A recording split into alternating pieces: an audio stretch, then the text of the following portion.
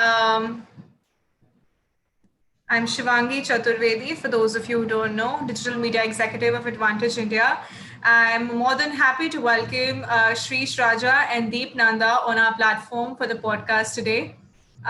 Before I say anything, I'm delighted and honored to have both of you as my guests for the evening. So today, as the topic you must have read, we'll talk about how the rise of data science and machine learning has given the oil and gas business vital insight and provided job prospects as well. We will also discuss the skill sets that one should acquire in order to gain a job in data science or ML oriented firms and the future of data science and ML. So yeah, with that, I'll begin with the introduction. And before that, for today's podcast, there's something special. Um, we will be hosting a quiz towards the end of the session. It would be a seven questions quiz. So you need to be attentive about what our guests, teach you or discuss whatever goes on through the podcast. The Google form link would be shared. It will be a 10-minute window. You just need to, click on the link, answer the seven questions, and you're done.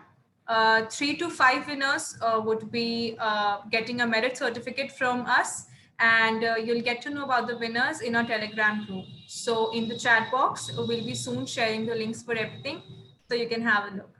Yeah, with that, I'd like to introduce our guest to everybody first. Shrish Raja is founder of Geoin Services. I hope I'm pronouncing that right. Yeah, that's Geoin Services. Okay. Geoin Services provides comprehensive geosciences consulting and software services in the field of geology, geophysics, hydrology, geochemical, environment, remote sensing, and GIS. The company offers a wide variety of programs from mine planning, data processing for gravity and magnetic surveys, GPR surveys, and aquifer modeling.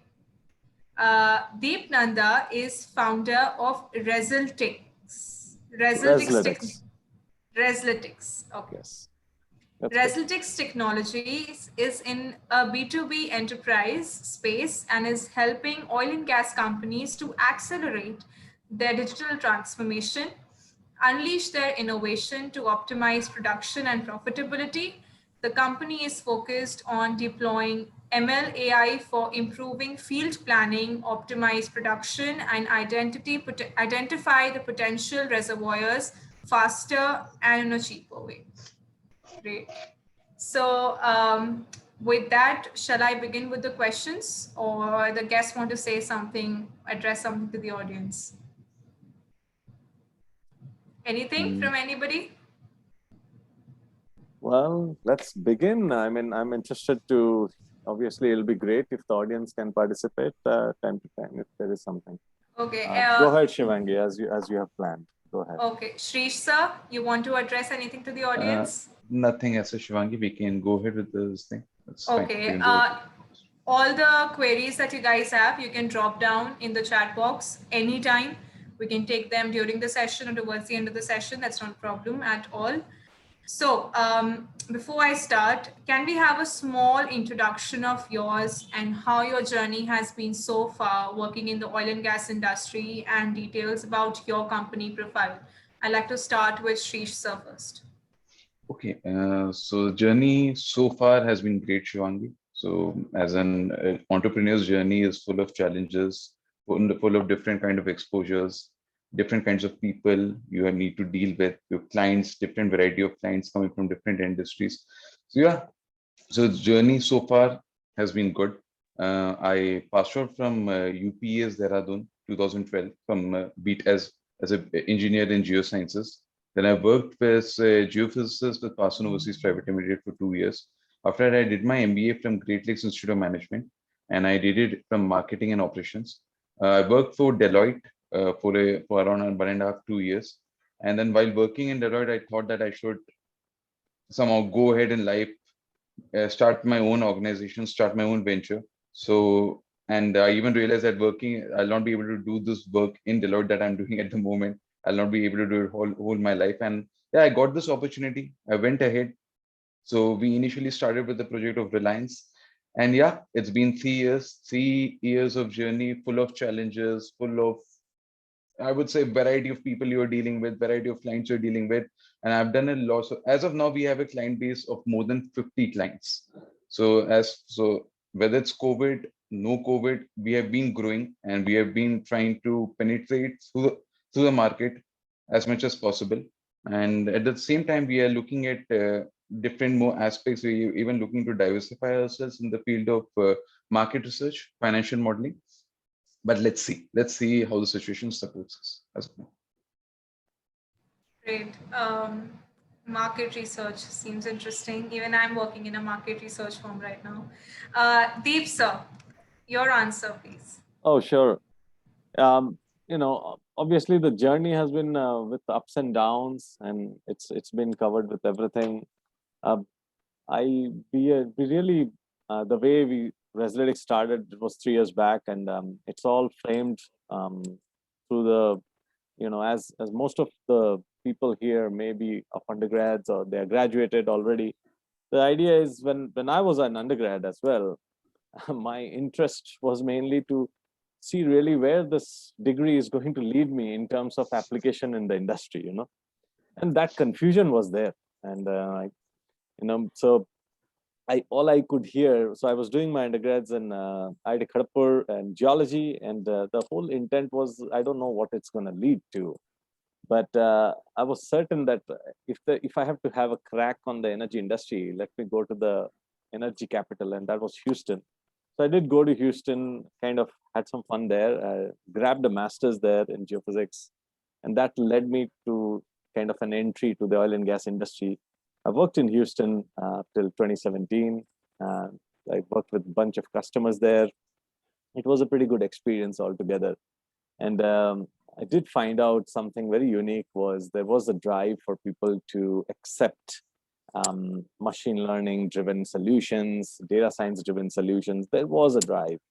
But that drive was like, if the demand is 100, only 5 people out of 100 would want it, at that time. And it's a fact that nobody was interested. However, I was very much interested to kind of provide them that solution in a way. Oil and gas industry is a very age-old industry. Links play a very powerful role. Connections are very crucial.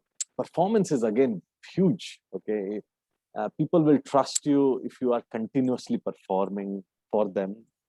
So this industry is, but they are like brothers and sisters scenario. I mean, they're like your godfathers as well. If they like you, they will be for you, come what may. So keeping that in mind, we started Reslytics, and India definitely. I'd been in Houston for a while, so India plays. Coming back to India was not it was a no-brainer truly. But I was still doing consulting. It was still a transition. We got a break with a customer in India, and that's when we started to build Reslytics. We did R&D for 2 years in developing our products. So after that, now we are in a stage where we can go ahead and pitch out to oil and gas companies. Very excited and thrilled to also announce to you guys that even though it may sound difficult, but truly at the end of the day, you keep on, persistence is crucial. You keep adding to it.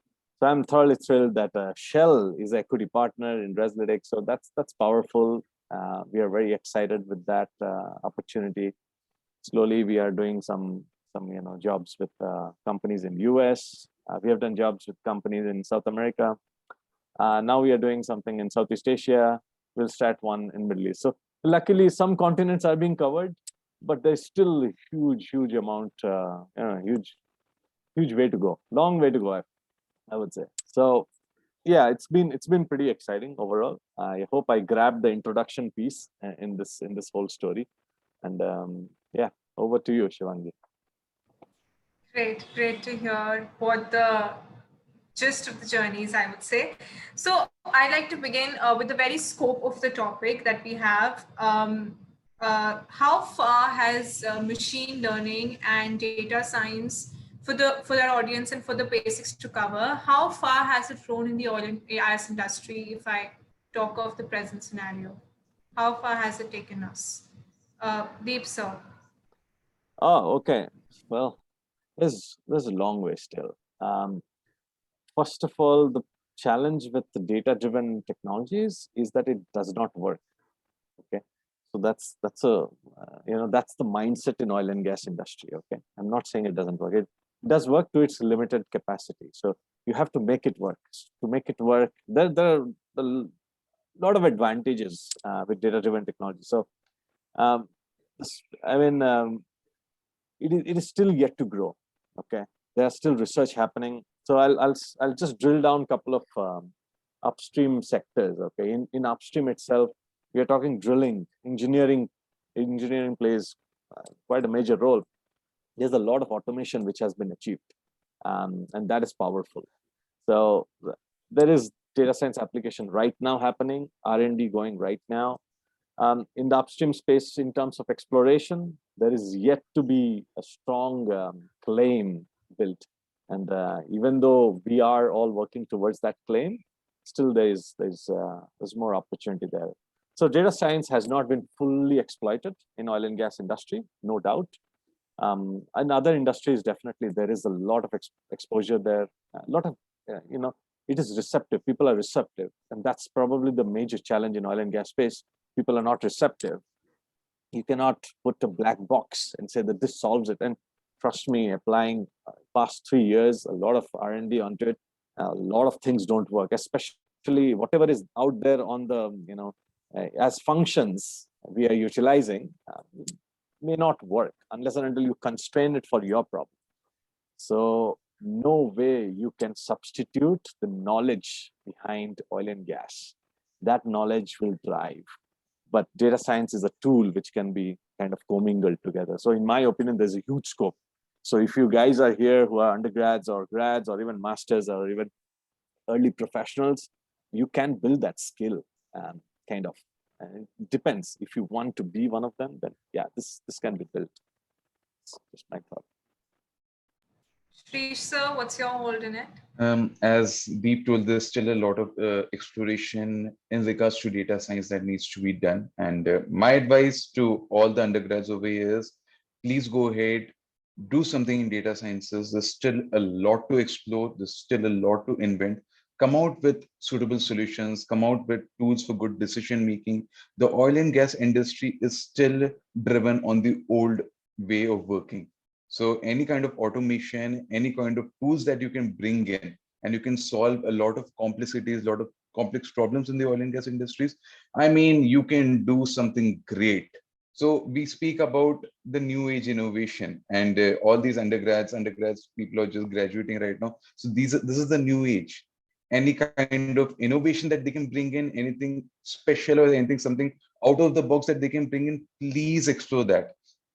There are fields in oil and gas industry that is still not on automation. There are fields that still doesn't use data analytics in order to come out with decision making. So there's a lot of things that need to be explored. And I would still just tell these youngsters that please go analyze it, explore it, research upon it, come up with your own decisions. I know it's okay, you'll make mistakes. There are going to be certain decisions that are going to be wrong, but please drive it ahead.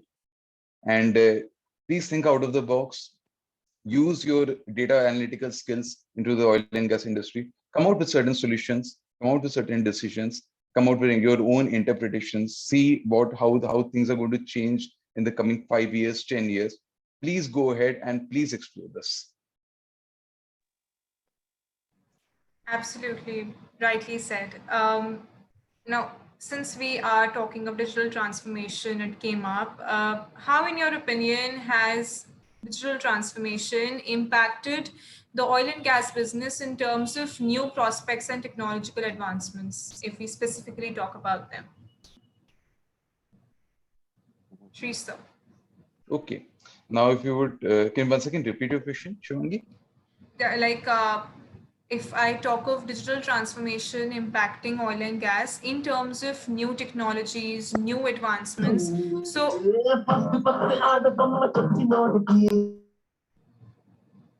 if you want to listen to music, you can please log out, guys. This is not a classroom where you're forced to enter.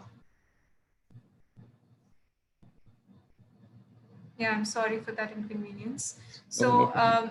I'll repeat. How has digital transformation impacted the oil and gas business in terms of new prospects and the new technological advancements? I request Advantage India page to please make a move. Whoever this person is, please make him exit the meeting as soon as possible. It would be great. Thank you. Please proceed with your answer, Sheesh, sir. Yeah, so digital transformation has gone way ahead in the oil and gas field. As Deep already mentioned that there's been a lot of automation. As Deep already mentioned that there's been a lot of automation in terms of drilling, and there's been a lot of work that is being taken place in order to. Can I go ahead, Shivangi? Hello. Yeah, please go ahead. Please go ahead. Okay, so yeah, as Deep already mentioned that there's a lot of automation that is being taking place in fields like drilling, and there's a lot of automation has been taking place in fields like exploration. Companies like Shell are using data analytics tool in order to go ahead, analyze the historical data, come up with decisions. Even if we talk in terms of geophysics, so there's a lot of historical data that is present, a lot of well logging data, a lot of historical data that is present, which makes it a little bit more easier. If you would analyze that data, bring it into automation, if you would analyze it, then you would come out with better decisions in quick time. Um, Second thing, when it comes to analyzing the data of wells, so so analyzing and drilling data is not, so the problem is not that you're about not analyzing the volume. So we can analyze the volume, but it's the frequency in which we are getting it. So there are being methods that are being used in order to bring it all together, assemble it together, and then come up with a suitable solution on that. So yeah, there's a lot of work, there's a lot of digital transition that has been taking place in the oil and gas industry just to make it more safe, make it more better, and yep, make it just to make it more safe and better. And as you know, the oil prices have suddenly fallen down. So in the last decade, as oil prices have come down, so companies are coming out with more strategies. They're using data automation tools, they're using data analytics in order to basically reduce their labor force and make the work faster in order to increase the drilling output, increase the production, and with less human intervention on that. Right. So, Deep, sir, what would you like to add to this? As Shiris has already mentioned, the idea of digital transformation has really kind of kept everybody on their foot, and everybody really wants to do digital transformation. But what does it really relate to? I mean, how do we do this? What does it mean in my world? So in oil and gas, let's say if we are talking about Shell, Chevron, all these players are doing tremendous work. I'll give you a great example.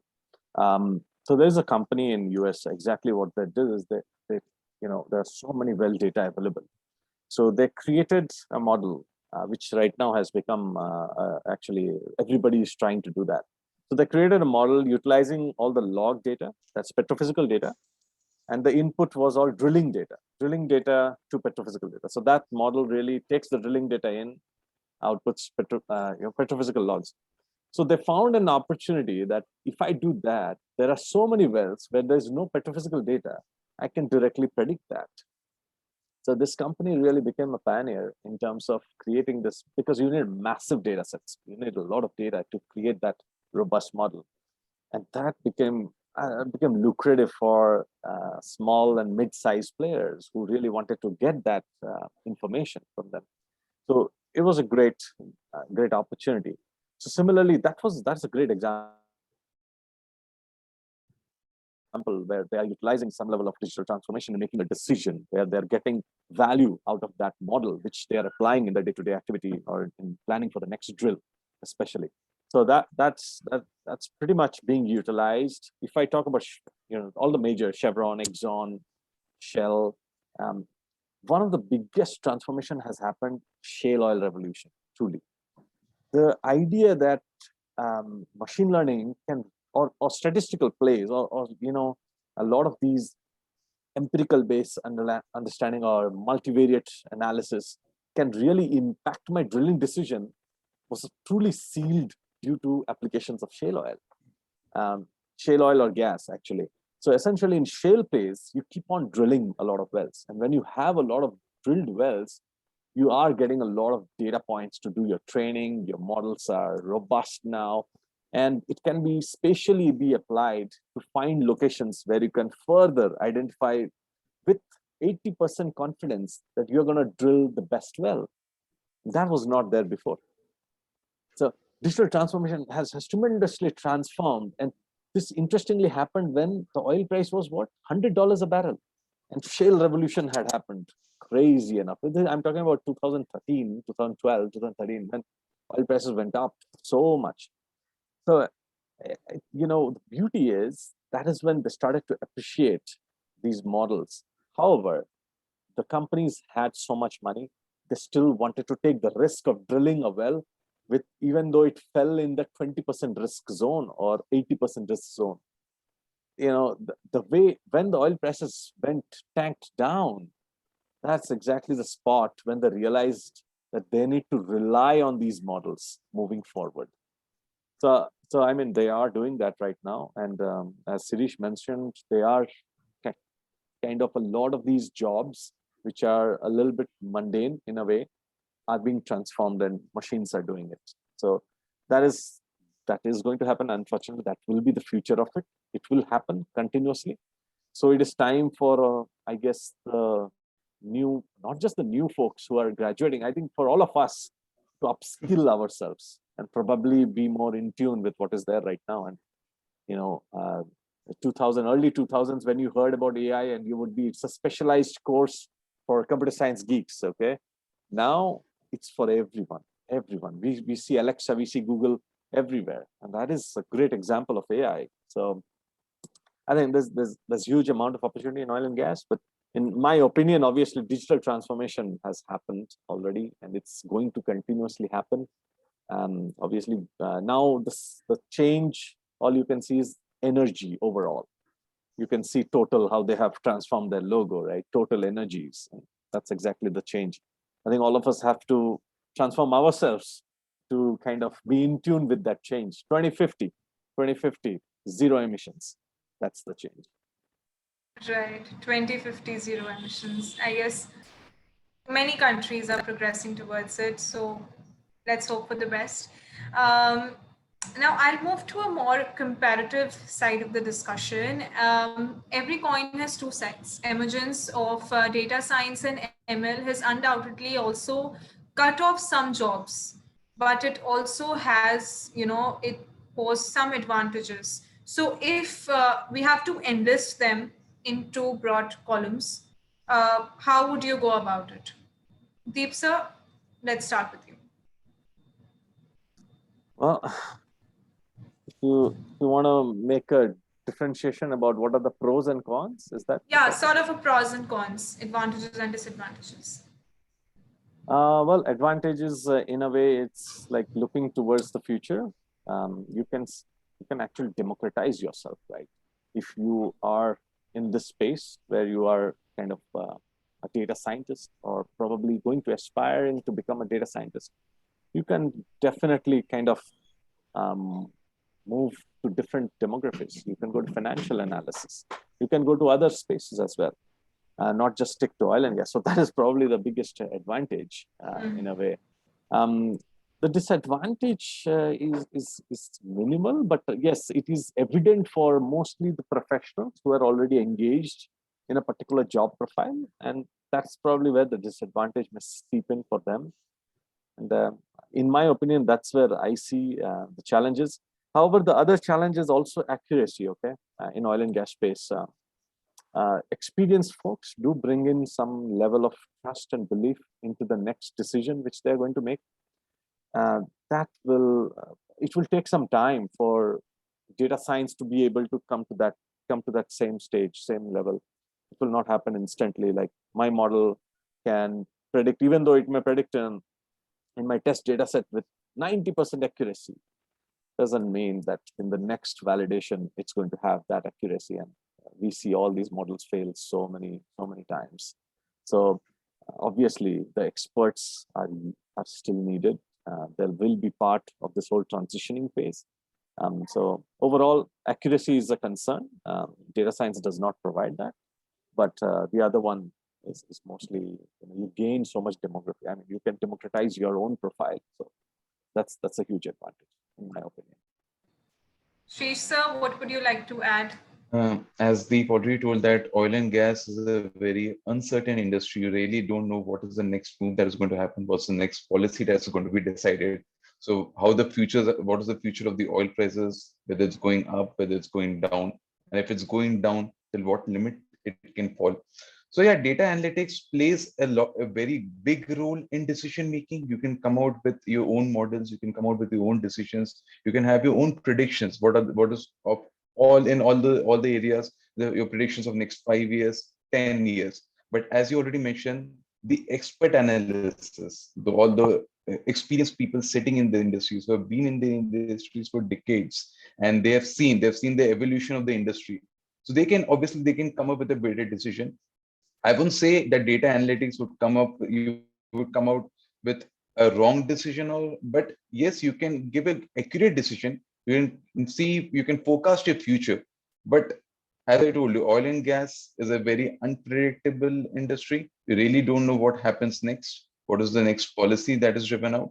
So yes, data analytics is playing a very major role in decision making. Even the experts are also using data analytics to make their own decisions. But at the end of the day, it's your experience that counts. Very well said. I guess we know.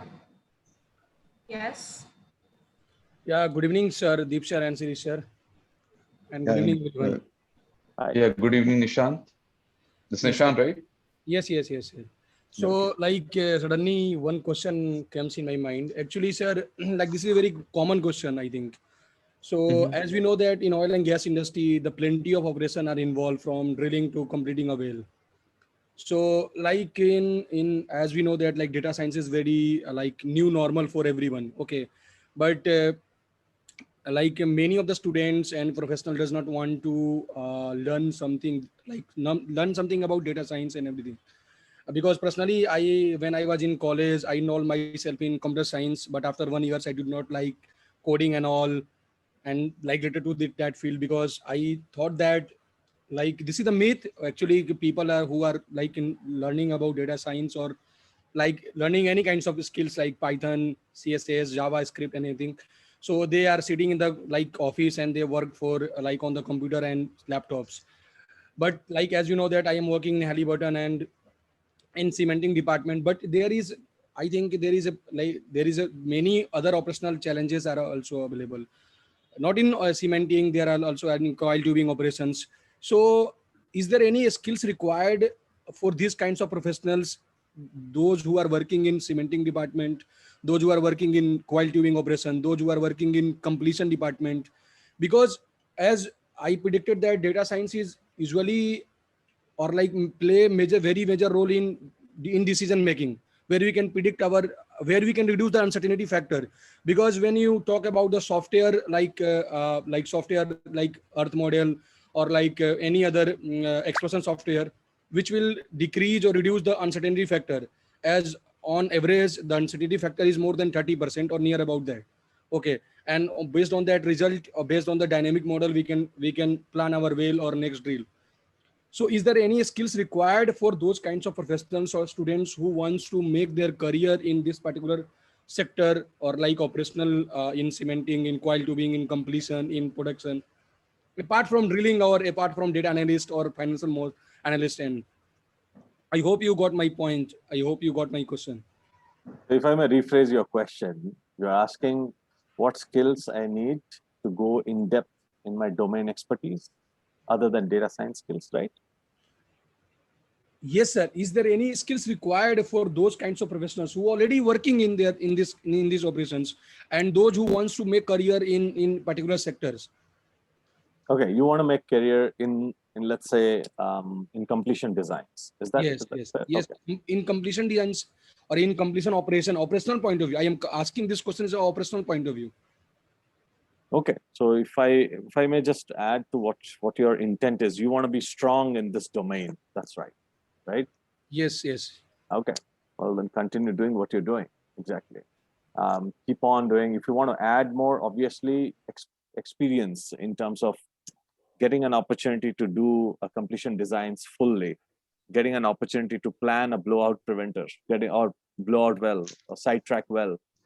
All those experiences will bring you more in depth to what you are doing continuously. I mean, but adding to your skill would be a little bit of data science based understanding. That will just basically be the next step, because all these softwares which you are utilizing right now might just get revamped to a new level of softwares where it will continuously be monitoring your wells.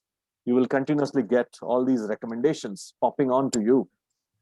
Then you will have to make a decision based on your experience, whether you should act towards that recommendation, whether that's a threat or not, and so on and so forth. I think continuously growing in the job is the best way to learn your domain. I mean, if I understand your question correctly, doing the job which you're doing is the best way you can learn your domain. To add on to it, obviously there are skills, there are trainings, there are other supplements which you can take in and consume. Grab in more projects, outside projects as well. So, does that make sense, Nishant? No, sir. No, sir. My question is something different. Actually, I just want to ask that data science is like playing a major role to predict the whale or like for a decision making, okay, or reduce the uncertainty factor in oil and gas industry for planning any wells or drill any wells. Okay, I'm just asking questions apart from drilling. If any employees or like professionals or students want to make a career in oil and gas industry, but not in drilling department, like other department, in cementing, in coil tubing operation, in frac, because for oil and if you talk about the oil and gas industry, there are plenty of operations involved from spudding to completing a well. Not only drilling. Drilling is a part of like initial phase of, or we can say that like after drilling, there are plenty of like casing, cementing, fracking, completion, acidizing. Many operations will perform after the cementing, after the drilling. So, is there any data science skills or like data science play a role in that particular field? Absolutely. Absolutely. In all those fields, there will be some level of data science or data physics rather will be deployed. You will be working with some models which has come with its roots from data science because of the tremendous amount of data which has come through. So for instance, wellbore stability. Predicting wellbore stability is actually very one of the best problems in data science as well. Can you predict it real time? And I mean that their data science plays a powerful role. So as you keep on, if you want to move away from drilling, cementing or fracking, let's say, you will definitely have to grab that know-how of this domain. For instance, in fracking, what kind of propens you want to use, what kind of frac lengths you want to use, what kind of stage spacings you want to do, whether it's going to be a horizontal frac or a deviated frac, how you want to do it, how much does it impact, what should be your SRVs, all these information you have to understand first. You have to do some simulation in some level of softwares which you may be working on, or you can do data-driven simulations too. So I don't know if I got to answer some of your questions, but I think Shirish may answer. Shrish, sir, would you like to add? Yeah, Nishant, okay, now coming away from drilling. So there's a lot of financial modeling that is being done in order to analyze, like, okay, looking at the geological data and looking at all the historical geological data, looking at the well log data of last 10 years, 20 years, analyzing what have the oil prices been. So the companies come up with a lot of financial models, predicting if today I'm able to say drill so many barrels of oil, looking at the price. So this is my others and looking at the historical geological data. So this is going to be my output. Okay, on the basis of output, if I would say that the crude oil prices at so and so date, according to my prediction, is going to be this much. Say if it's going to be $60, if it's going to be $70, then accordingly you can make your own decisions. You can decide. You can predict your profits. You can predict your financial models, and you can come up with a better decision according to this data. So at the end of the day, it's all about finances, Nishant. A lot of data is being driven in terms of financials, because any company who wants to operate would like to stay in profit. They would like to I would say, pump in less funds and acquire more funds. So it's all about making a larger profit. So data science is being used a lot over here. Okay, sir. Thank I you. hope I hope you have understood my point, Nishant. Yes, yes, sir. Yes, sir. Okay, so one thing I realized from the question that we pondered over, that people who even hold interest are confused as to how to go about it, right? So I want to ask the next question related to the college curriculum that we have.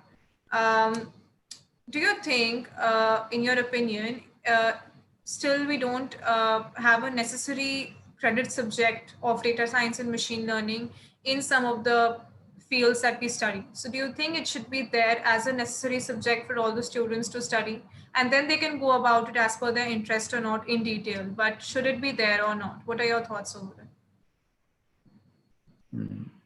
Deep, would you like to answer this, or shall I go ahead? Anyone? ahead. Can I say something related to these questions? Yes, sir. Actually, Deep sir and Siri sir, when we are in college in 2019, so our respected HOD introduced these kinds of subjects as a compulsory subjects in our curriculum. So as a being a petroleum engineer, we are very surprised. We are very much surprised why we need to study about R language, C++. We are very much surprised because I came from CS background, and still we are studying these kinds of like R language, Python, C++. So we always try to bunk the class, and people are very, like, students are very much like frustrated with this kinds of subject because they do not have any experience, because introducing these kinds of subject in the curriculum is not a very big thing for any colleges. Okay, like you have a UGC, University Grant Commissions, and we need to plan the course curriculum as a semester wise. So you need to introduce, you have to make a panel, and you decide the subject, which subject is going to be useful for our students in the coming futures. So you can make a team, and then you can finalize the subjects, and you can propose this model to the UGC, University Grant Commission, and then UGC review the importance and need of the subjects, and then he can get a permission to introduce the subject. But being a petroleum engineer, or like hardly more than 80% petroleum students does not aware the need and importance of these kinds of subject in our industry. This is the one of the biggest challenge, I think, because as a students, I think more than 70 to 80 students register in our class. Okay, and they all are surprised why you need to study about these subjects, why you are going to learn about C++, R language. So like being like awareness of like creating or spreading awareness about this subject in college, before implementing these subjects in the curriculum is very much important. This is my point of view. I think you can add on. Nishant, I'm not surprised when you told that when we were introduced to R, Python, or C++, most of 80% students thought of bunking the class. I also used to think the same when I was introduced to C++. I'm not surprised. And I used to also think, why shall I study? Why shall I go ahead with this? If I'm doing BTech in geosciences, I don't require C++ as a subject. But that's a different age, Nishant. So yes, it is important. You should know the basics. You should know about the basics of R. You should know basics of programming language. But a lot of learning comes with exposure, Nishant. So what you learn in college and what you apply in the organizations, these are two different things. So I would say if any student thinks like this, then I would say that please learn, clear your basics in the college, apply it. Because once your college is over, or whenever you have time, apply it. It is the future, and it is going to actually impact the industry. Deep, sir, what would you like to add? I think it's been very well said. She's just mentioned it very clearly. We got to apply it, and that's when you really learn it fully. If we should do this as a curricula, I think one of the pain points from one of the customers here is Nishant, who just mentioned that it was a surprise. I think slowly the surprise element will go away.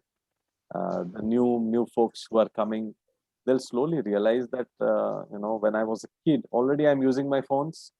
already I'm kind of starting to understand these apps have some programming background. Nowadays, high school kids are also developing apps. So this opportunity is going to spread. And slowly, the surprise element will kind of diminish, I hope. If not, then yes, you're right. I think we need to give them a little bit heads up before that even though you are in geoscience, knowledge of all these topics would be of value. And I cannot deny that there's no value. There is tremendous value. But I definitely can say in the same tunes of Nishan that, and even Shirish also mentioned that, even though you want to be an expert geologist, do you still need to learn programming? It will not be harmful if you know it, because then you can interact with your students or whosoever will be your team member or even your juniors in a much effective manner.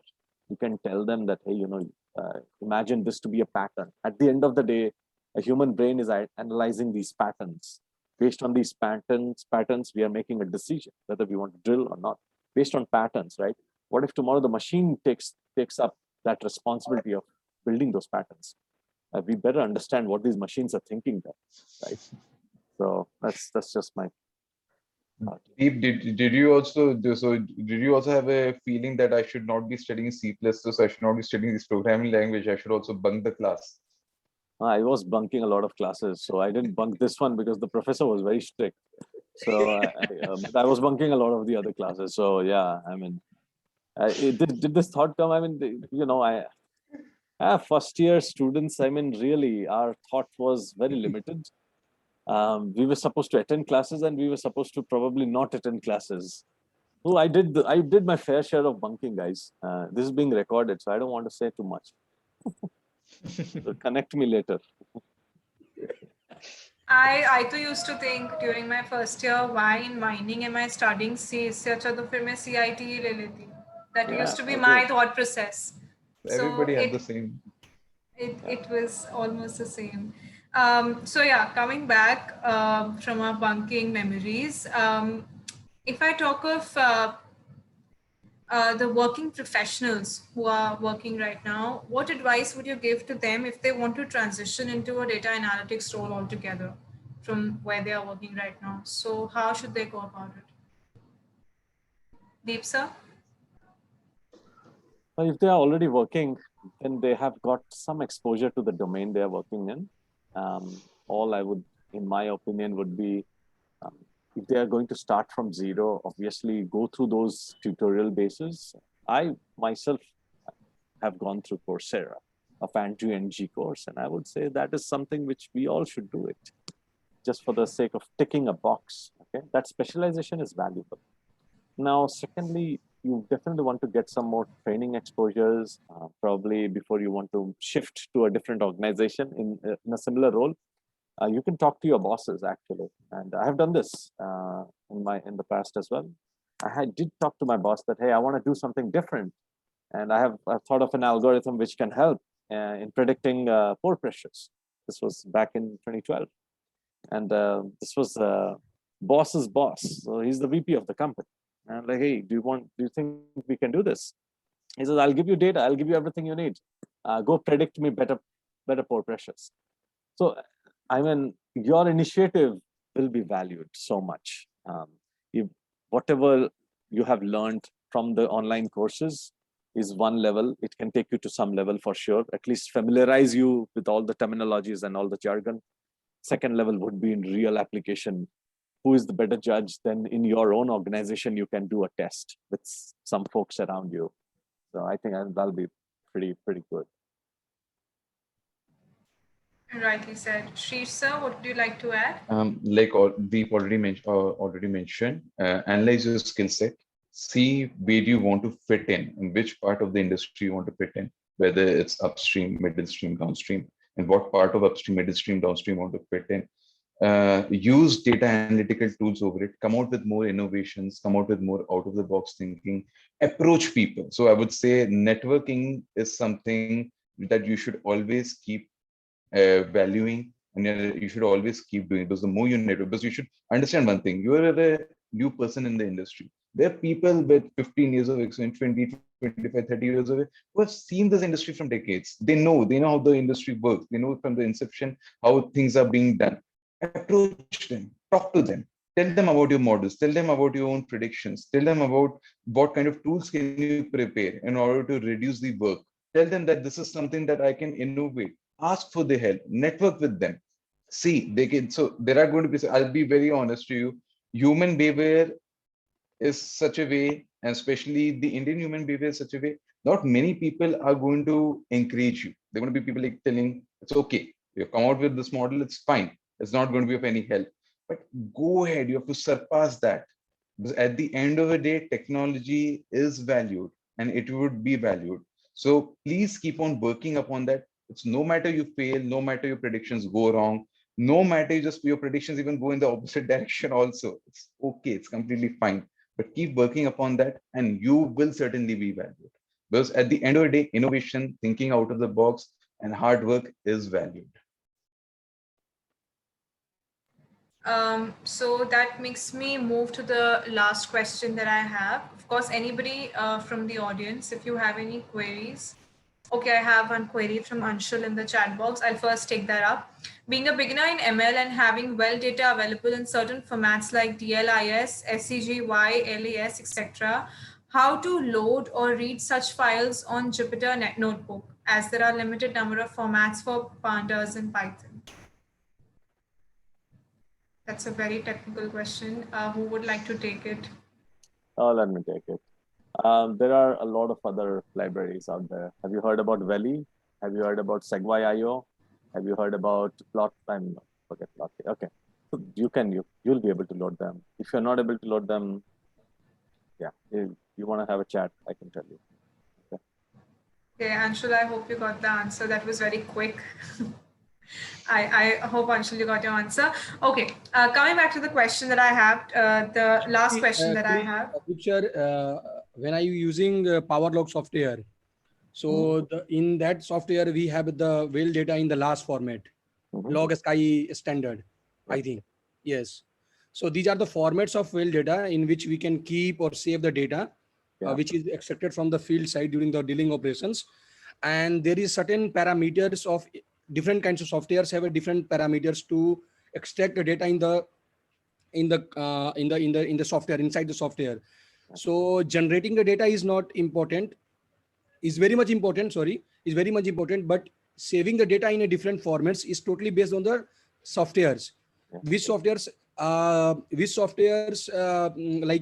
take which kinds of formats, in which formats we can take the data. So I am talking about the PowerLog, TakeLog. These kinds of softwares are like taking the data in last formats, log sky standard. Yes, if I'm not wrong, Deep sir. Yeah, you're right. Yes. LAS files, these are very standard files. DLS files are pretty standard files. In the industry throughout, you can use that. And for these files, we can need very high computing powers computers.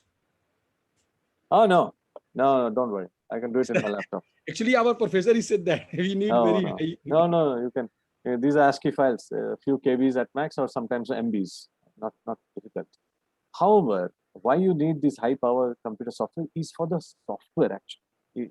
Okay. For PowerLog. PowerLog will need at least 8 GB RAM or so, or 4 GB RAM for its best performance. That's where you will have better, right? Okay. So hopefully that clarifies. But yes, I hope I clarified, Anshul. Python has a lot of libraries you can load through. If you have issues, let me know. If you Google, you'll find it. If you have issues, contact. Okay. Great. Coming back to my question, for the students, this is what I ask everybody towards the end of the session. For the students who have recently graduated or are still in their third year, still studying, what advice would you give to them to have this skill set that 10 years down the line that proves to be helpful to them, be it data analytics industry, be it oil and gas domain? So what as a combination they should have and they should start working from now on? Shrish sir, we'll go with you first. Okay. So first and foremost thing is that I would say technology is the future. So the more you update yourself with technology, the more you update yourself with data science tools or data analytical tools, the better you're going to get with them, and the better you'll be able to apply it in the industrial problems. So I would say that please go ahead, learn the basics. Nobody expects you to learn about how the operations are going on. So yeah, technical aspects is something good that you're learning. But the moment you enter in the industry, see how you can fit your analytical models, analytical tools, whether it's in terms of financial modeling, whether it's in terms of making strategical decisions, whether it's in terms of making an operational decision. It's see how you can fit in, see the best kind of model that you can make over there. See. So I would just say, come out with more innovative technologies, come up with more innovative tools. Go in for a lot of case studies. So there's a lot of case studies that are available on the web. Please go through those case studies. See how the companies have used data science or have used data analytics in order to solve their problems. How different oil and gas companies are using data analytical tools to solve their daily needs. So please go through them, study about it, and yeah, come up with your own analysis. This is what I'll tell the students. Deep, sir?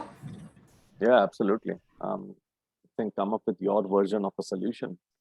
I recall actually in my initial days when I was trying to find interns, it was a bit challenging because I don't know how to judge them. Best was to give them that problem. There are so many problems online you can find. Give them a problem, they will come up with their own analysis. So one of the challenges actually, there was solution already on the web. So the challenge was you have to come up with a better than this solution. So your test, the validation predictions or the accuracy has to be better than this. And I remember giving that challenge to a couple of guys, and I never expected anybody would give me a better solution. But one of them did, and I definitely did the internship with him. And it's so I got surprised. And obviously, in this whole journey, this person was all very persistent. He always asked me more questions, and I gave him, you can apply it differently. So there was a lot of back and forth. The domain expertise plays a role.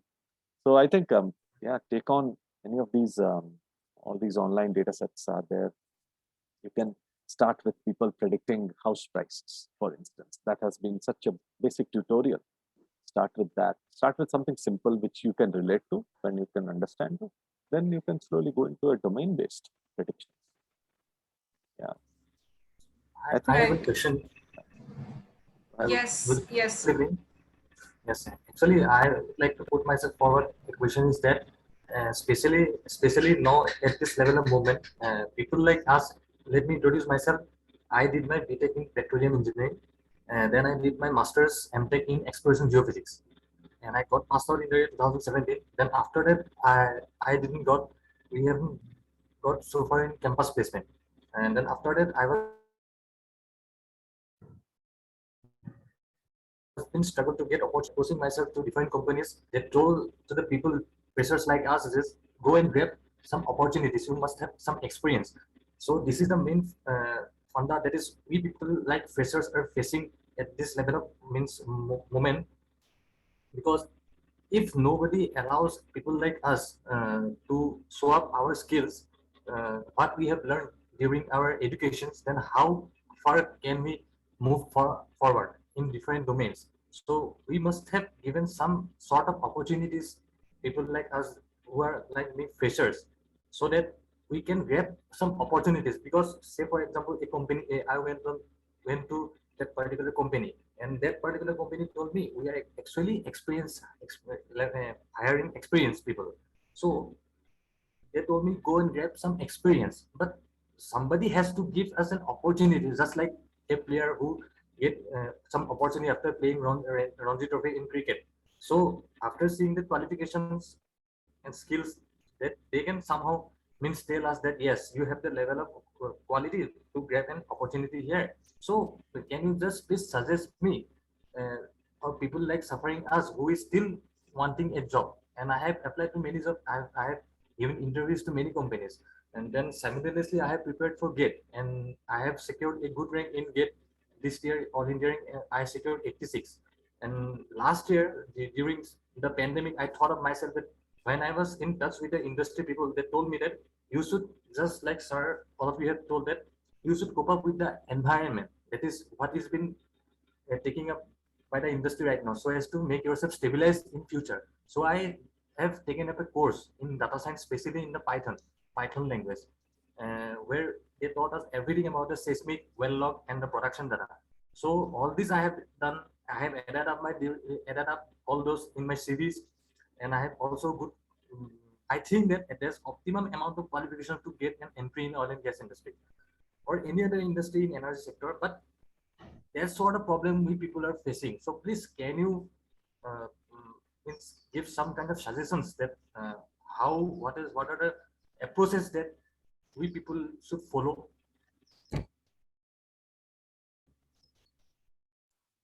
To whom are you asking this question? Pritam? Yes, sir.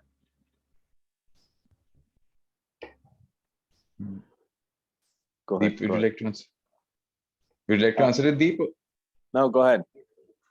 Well, I would just say that the oil, I understand because of the pandemic and because of the oil prices, the oil market is totally collapsed. So there are no jobs. I can understand even for people who are very qualified, who have done a lot of degrees, who have done a lot of trainings, are still without a job. But market is something. It's Preetham, right? Yes, sir. Yes, sir. Yeah, market is something, Preetham, that is not in our hands. So yeah, you can predict the market, but market changes. The dynamics of market changes. I'll give you an example. I started doing very well after October 2020, after Diwali. Suddenly the market boomed. It just opened up. I was doing very well, and I was doing so well that I started telling no to my clients. I'm sorry, I'll not be able to send a team. I'm sorry, I'll not be able to do your work, but there was so much of demand that I was not able to digest it. Okay, I just named the price and I was getting it. But as we came towards March, we came towards April, and when we had the second wave, again, suddenly the market collapsed. There was no demand. So I would say the whole market collapsed, there was no demand. People started again losing their jobs. And it's obvious because companies cannot suffice an employee who's not working. If an employer is not able to provide work to his employee, yeah, so then the employee becomes a headache for the employer, however good the employee is. So market is something that is very unpredictable. So you can come out with your own data analytical model for that. You can predict something, but looking at the present situation, there have been a lot of collapses that have happened in the market, and not only in the oil and gas industry, but in the every, except for the medical industry, if I would say, and that is something I'm saying it from a medical point of view. If I'm saying it from a pharmaceuticals point of view, or if I'm saying, so they have done very well, I would say. So yeah, like Shivangi earlier mentioned, so it's both the sides of a coin. Somebody's loss is somebody's opportunity, and somebody's opportunity is somebody's loss. So this is how the market plays. This is the economics in the market. So I would just tell, don't lose hope. I understand this situation is really bad. I tell myself that I'm just glad that I'm alive. Okay, I understand I should be doing very well in my business, but I'm just glad that I'm alive. I've survived the second wave. I'm surviving ahead, but don't lose hope. Go ahead. I would just say that in this time, when if you think that you're free, just develop more skill sets. Just do a SWOT analysis on yourself. So every person has his own strengths. This is something that I probably tell every person. Do your own SWOT analysis. We end up doing a SWOT analysis for our organization, but do it for yourself. Understand your strengths and weaknesses. Explore more of your strengths. Explore your weaknesses. Make your weaknesses your strengths. There are going to be opportunities in the market. Somehow we will go, this phase will end, whether it's the oil price phase or whether it's the pandemic phase, it will end. And I would just say, when the market opens, make sure you're thoroughly skilled and you have a lot of opportunities. Just make sure that you have a lot of opportunities in your hand and you take the best opportunity, you grab it very easily. So this is my suggestion. I would just say that keep your chin up, market will open. We have fought through it and we will continue and we will fight through it and we will eventually go ahead. So just have a positive attitude. Things will change. Thank you very much, sir. Great. I just have one other question, which would be the last question for the session, since we have already passed 1 hour of the discussion. It is about renewable energy. Goa Slim has asked this question to me. That please ask the guest how to prepare oneself, a working professional, for the transition which is offered by the companies that offer opportunities in the renewable energy system. That's what I understand from the question that he's given. Like he wants to basically ask that shale gas, solar energy, how to prepare for that transition and how to go about it. Deep sir, if you would like to take that question. Sure. So you are a working professional now, and you are into oil and gas, I'm assuming. Is that a fair assumption?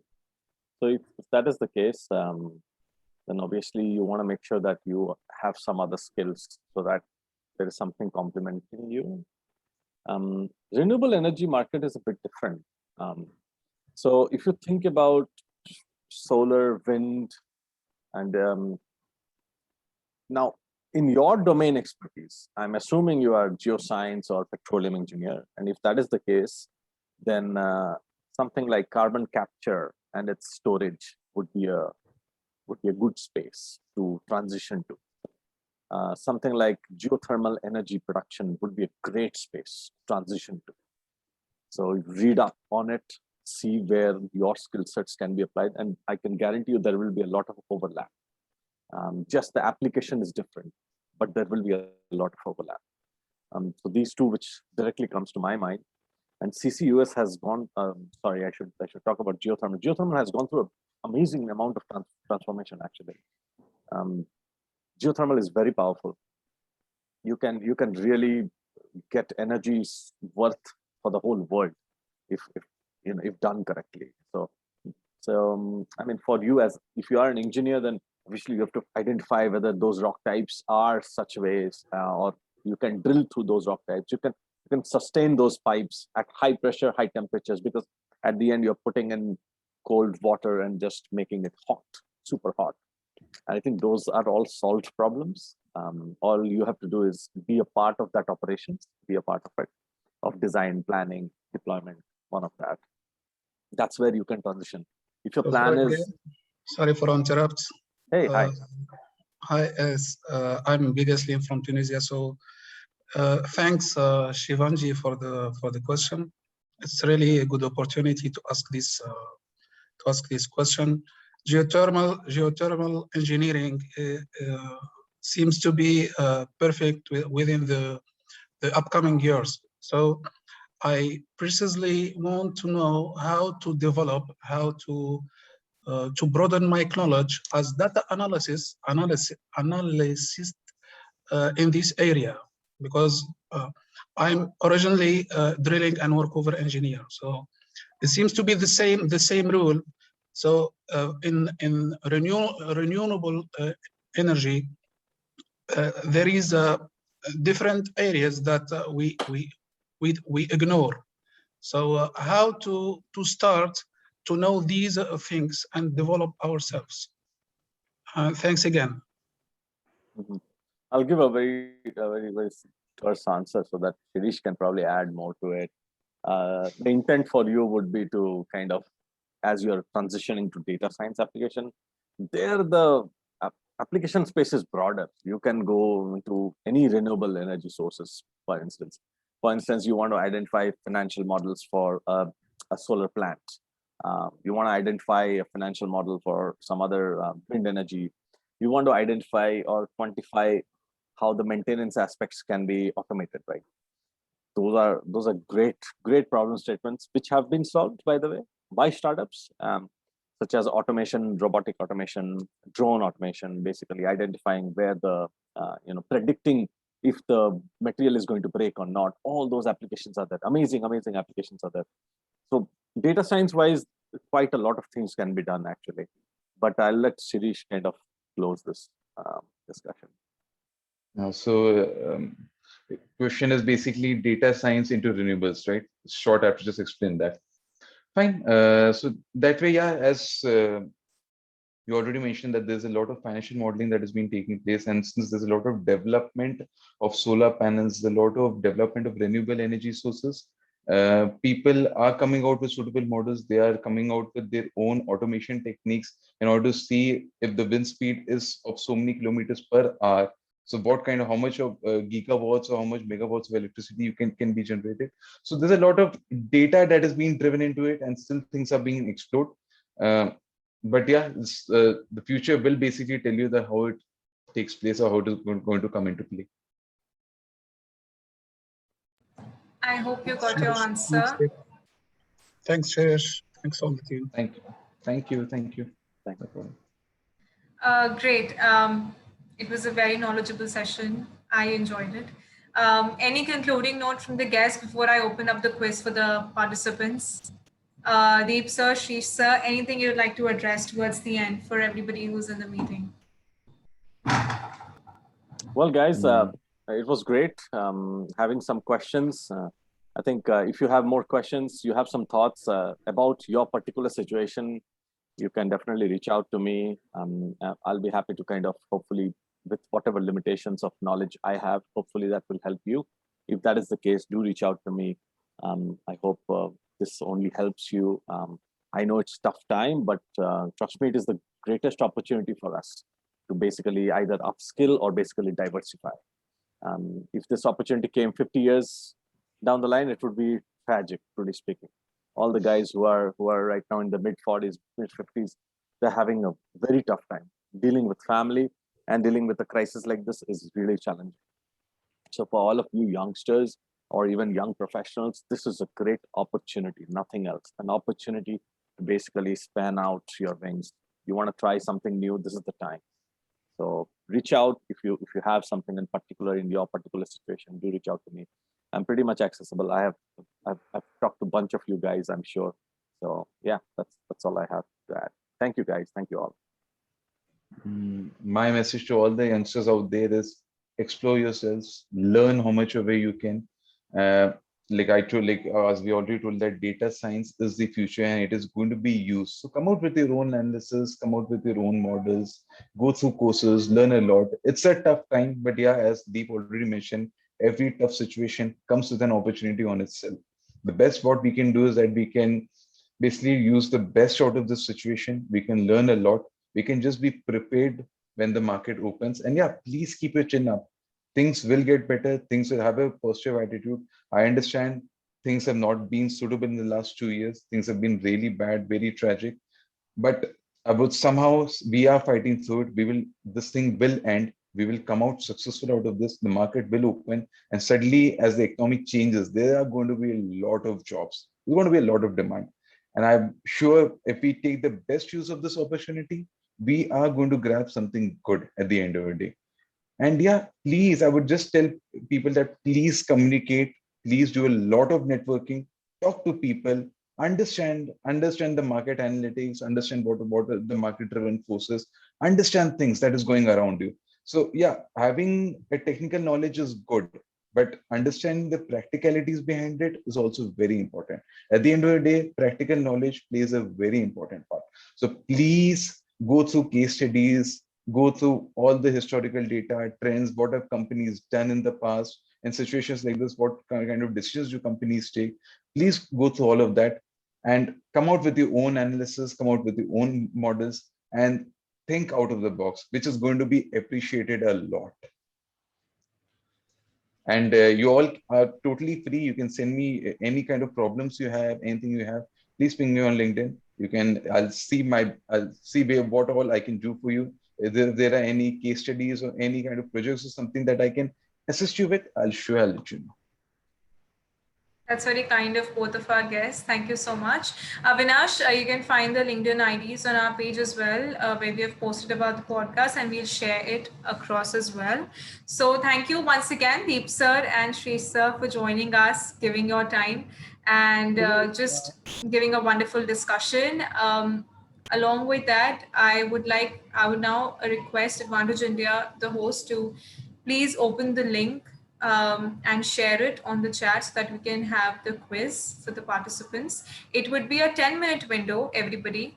So click on the link, And there are 7 questions to be answered. Be very quick. And you can get to know about the winners by joining the Telegram group. Thank you. Thank you, And, Shivangi. It was great interacting. Shivangi, Thank you. actually, I Thank just want to add something to the statement of Sirish sir.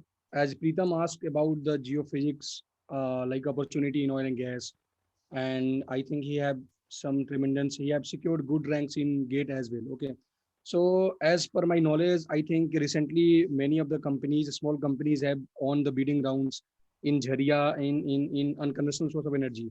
Like as government are focusing mainly focus of like government is like exploring the unconventional source like coal CBM like coal bed methane and similar kinds of energy source. So I think I have some ideas and you can target like targeting big companies directly after the graduations. So instead of targeting big companies, you can target small companies. And I think 3 to 4 companies already on the bidding round. Some fields in Jharia, in some fields in West Bengal as well. So I will tell the name. I can give some contact to as well. Okay, I have some contact in that companies. So Pritam, please reach out to me on LinkedIn. Okay, I will definitely help you. Sure. Okay, and if it will work fine, so I will be very happy for that. Thank you, sir. That was really good, Nishan. So kind of you. It was good. And Yeah. it's always good to help people around you, help people who are coming up. That's really good. Yes, sir. A small. I have listened that. Yes, as per my knowledge, some companies on the some fields in and they are try to explore by 2024. Okay, Mm. so like the in initial phase, I think these kinds of engineers have been requirement. Okay, so maybe it will be works. I don't know, but somehow it will be. That's it. Good job. That's really good. It's very kind of you. thank you, Nishant sir. I hope everybody joined. So I guess it's time to leave the meeting. Thank you once again, Deep Thank sir you. and Shri sir, for the wonderful session. Good Thank- evening, everybody. Stay safe. Thank you. Thank you. Thank you, Advantage. Thank you, Deep. It was nice talking to you. Thank you. Thanks. Thank you, Sri sir and Deep sir. Thank you Thank so you. much. Thank you. Thank you. Thanks Thank a you, lot, Nishant. everyone. Let's Thank you. connect. Okay. Sure. Thank you, sir. Take care. Bye-bye. Thank you.